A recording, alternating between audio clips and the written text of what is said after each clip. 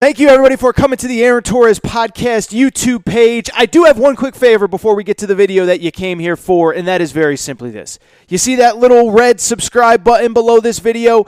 Go ahead, smash that subscribe button. It really does help me. It really does help this channel grow and my audience grow. So go ahead and hit that red subscribe button. And now, here is the video that you came here for. So with that said, let's get to the topic of the day. And what I would say is there's really about 11 different topics of the day today. But let's start in San Francisco, home of Barry Bonds, home of the Tanner family, R.I.P. Danny Tanner. That's actually really sad. I don't want to go there. Home of Joe Montana, home of Steve Young, Jerry Rice, Rice-A-Roni, the San Francisco Treat. And in the house that Steph Curry built, the Gonzaga Bulldogs walked in as the #1 overall seed in the 2022 NCAA tournament, and they walked out with a big L. Final score 74-68, losing to the 4th-seeded Arkansas Razorbacks. And look, we could sit here. I could spend the next 5 minutes, 8 minutes, 10 minutes, 15 minutes breaking down the game itself. I don't really think there's a game breakdown to be done. The bottom line is, from start to finish, Arkansas was the better team. We'll get into Arkansas in a little bit. We'll talk about the game plan, what they did, and why it was so impressive on Thursday night. But when it comes to Gonzaga, there aren't a bunch of things that we have to discuss in terms of the game itself, how we got here. Arkansas was the better team start to finish. Yes, I would argue that there were a couple kind of sketchy calls against Chet Holmgren down in the post, but part of that is this is what Arkansas does. They put pressure on you. They lead the country in free throws attempted. Arkansas was the better team from start to finish, and Arkansas absolutely deserved to win this game. And so while I could spend 7-8 minutes talking about the game itself, I think the stories coming out of this game are the bigger picture. And I think, to me, the biggest story, I say often on this show, the more interesting story is often in the losing locker room. And while I'd love to sit here and just heap praise on Arkansas, throw rose petals at Eric Musselman's feet, which I'll do in a minute, don't you worry about that, I also think it's important to talk about the more interesting story here, which is Gonzaga. We do it every single year. We ask the same questions. And I think on a day like today, where they went in as close to a double-digit favorite, they were the Vegas favorite, #1 overall seed, they lose in the Sweet 16, I think all of those questions are fair. Are they overrated as a team? Are they overrated as a program? Will they ever win the national championship? And I do think on this specific Friday, I do think it's worth asking one very simple question. Has their best, biggest, brightest national championship window actually passed them? And so let's get into it. Let's talk about it. And what I would say is what I always say on this show. Two things can be true specifically as it pertains to this team. I think it's a nuanced conversation, but I think it's a fair conversation. I do not believe that the Gonzaga basketball program is overrated. I do believe, though, that this specific team is overrated, and I believe that the conference that they play in, which we always discuss, did play a role this season. So first of all, let's talk about Gonzaga in the 30,000-foot view, and then we will get into this specific team. Because I think there's a thought that this program as a whole, Gonzaga basketball, the Zags, Mark Few, Drew Timme, whoever, is overrated, and I'll say this, I don't buy that. And I have been a defender of Gonzaga in the past, but that's not what this is about. This is about looking at raw data, raw information, raw numbers over the course of the last 7-8 years and making the case that Gonzaga's overrated. You can't do it, okay? So as we all know, it's a well-known stat at this point. Gonzaga since 2015. That's a long time ago, okay? That's Karl Anthony Towns and Devin Booker at Kentucky. That's Justice Winslow and Jaleel Okafor, I should say, at Duke. That's a long time ago. Well, since 2015, every single tournament that's been played, Gonzaga has made at least the Sweet 16, okay? So you can't tell me that a program that has made 7 straight Sweet 16s, including 4 Elite Eights during that stretch, and 2 national championship games, is overrated as a program. When you are probably the second most consistent team in the NCAA, when you have probably the second most NCAA tournament success over the last 7 or 8 years, behind, I would argue, only Villanova, you can't tell me that the program is overrated, okay?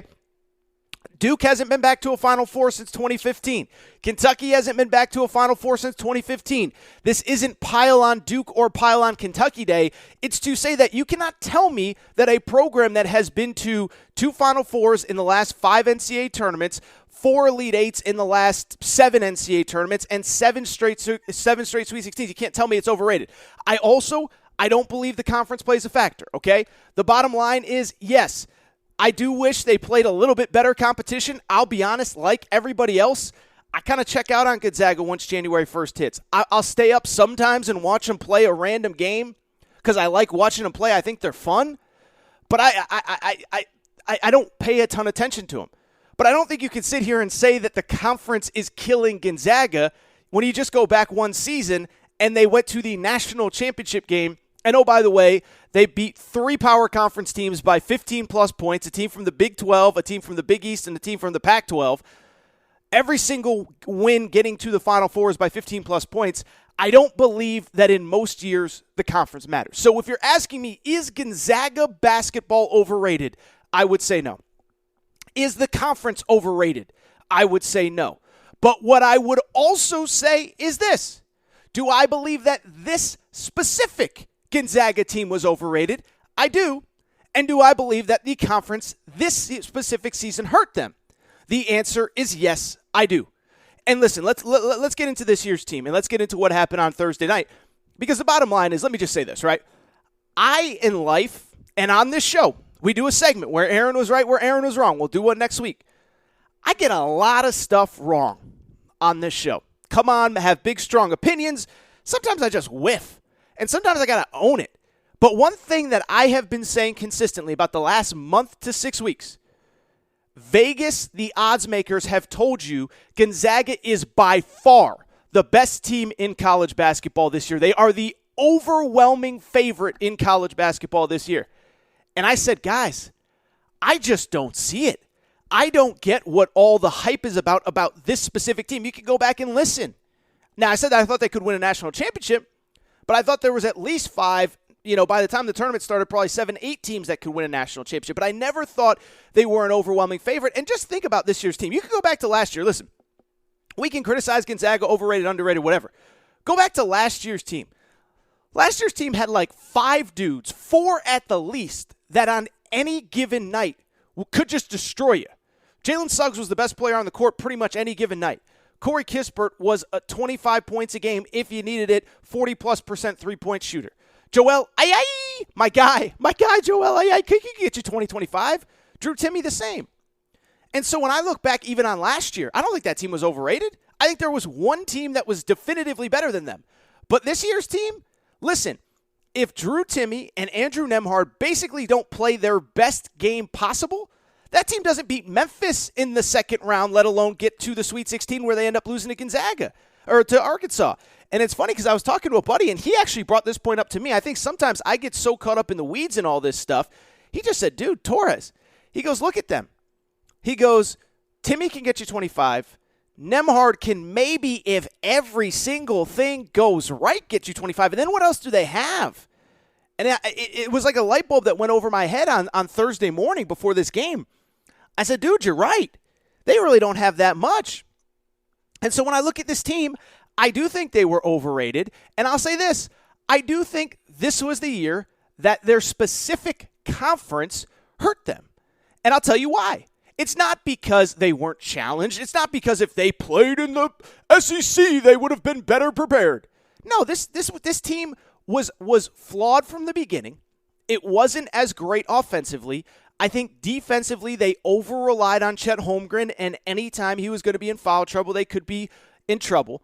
And so I don't believe that if they played in the Pac-12 and, oh my God, they had 2 games against Arizona, they'd be so much more ready. No, I don't think they would have been ready because I don't think they were going to win a national championship anyway. So I think this is the year the conference hurt them, not because they weren't challenged, but because they weren't exposed. This was not one of those elite teams. And so to me, they had much more of a feel of, say, Kansas or Baylor or Kentucky, that they're good enough to win the national championship, but they also have major flaws that if you catch them on the right night for your team, the wrong night for them, you can embarrass them. And that's exactly what Arkansas did. And I'm not trying to take away from Arkansas. I'm just saying that this felt more like a 25-8 team rather than 28-3, which they were coming into the year. But you never knew it because because the conference play never really exposed them. And so, yes, I do believe this specific team was overrated. And now I think the bigger question is this. What happens next for this program? First of all, in terms of overrated, underrated, I mean, to go back to that point for a second, I'll just say this. I do think when you go back over the last 5-6 years, this was probably like the fifth or sixth most talented Gonzaga team over the last couple of years. Last year, obviously, go back. You can criticize Gonzaga for whatever. They lose in the national championship game. There was one team better than them. They destroyed everybody all season long. There was one team better than them. They happened to play them in the national championship game. I'll go back to 2020. 2020, the year COVID canceled the tournament. I actually thought Gonzaga was the best team that year. Many people had Kansas as a bouquet, Devon Dotson.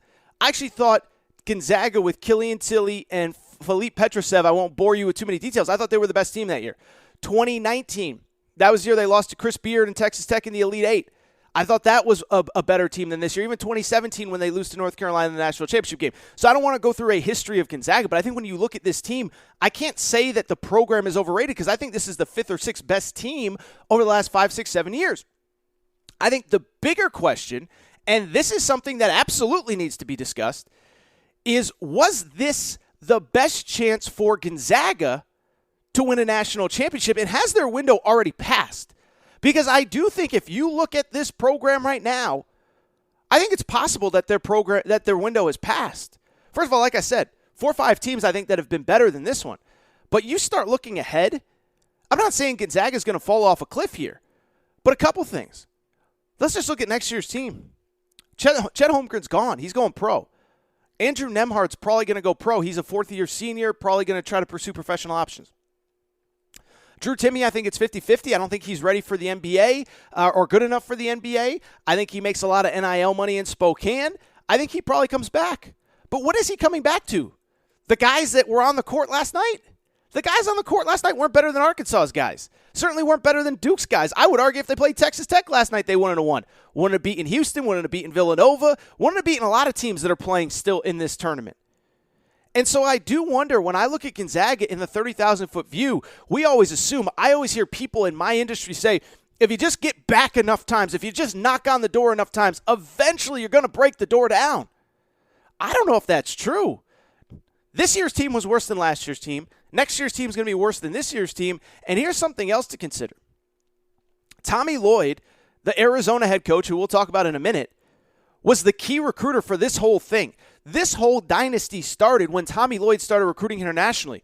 Rony Turioff, I'm just trying to think off the top of my head. Domantas Sabonis, who's an NBA All-Star right now. Rui Hachimura, who's a lottery pick.